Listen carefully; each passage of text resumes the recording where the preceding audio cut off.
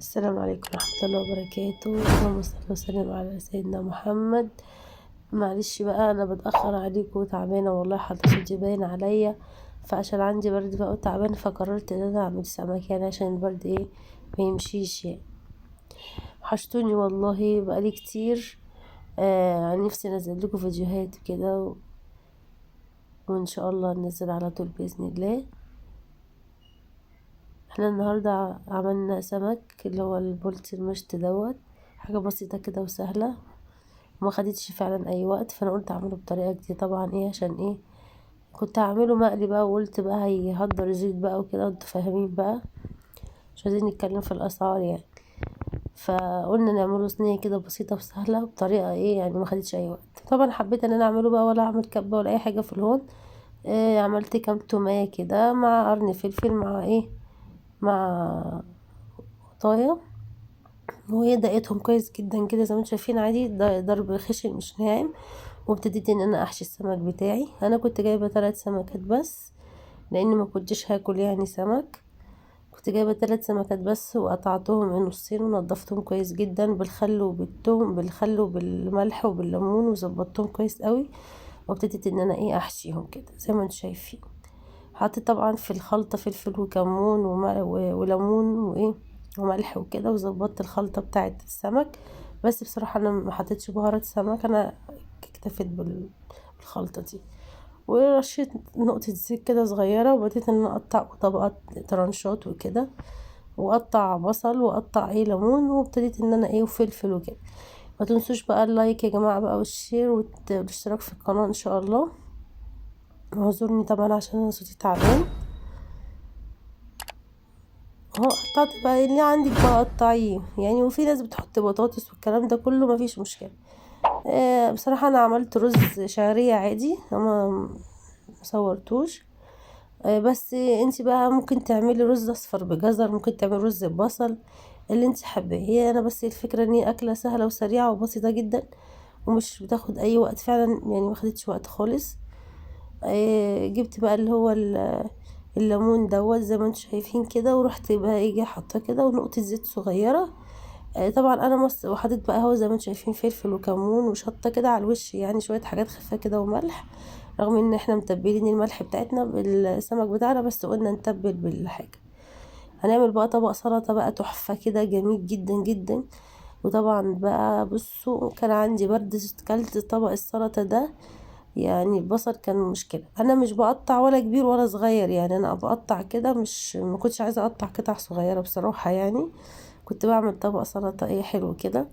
قطعت طبعا الفلفل والقوطة وكده ونقطع مع بعض.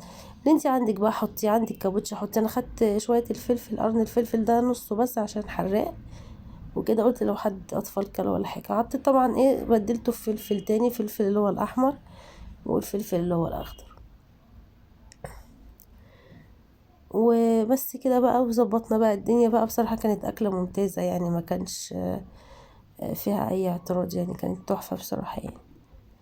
طيب بقى السلطة عندك كابوتشي حطي، عندك اللي انت حاطه. انا قطعت بقى جزر وكل حاجة.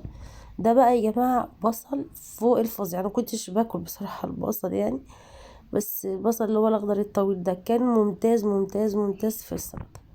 وطبعا كان عندي عودين جرجير كده، واهو زي ما انتم شايفين قطعتهم، وقرن الفلفل اللي هو الأخضر ده.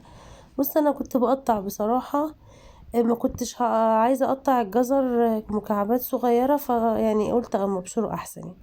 انا ما بحبش بصراحة ابشر الخيار يعني، هو الجزر بس اللي كان يستحب ان هو بيتبشر، كان بيبقى طعمه حلو قوي. بصوا بقى طبق السلطة بقى جاهز بقى، تحفة يا جماعة. شوية فلفل على شوية كمون، كل ده يا جماعة. والبصل السمك كان في الفرن.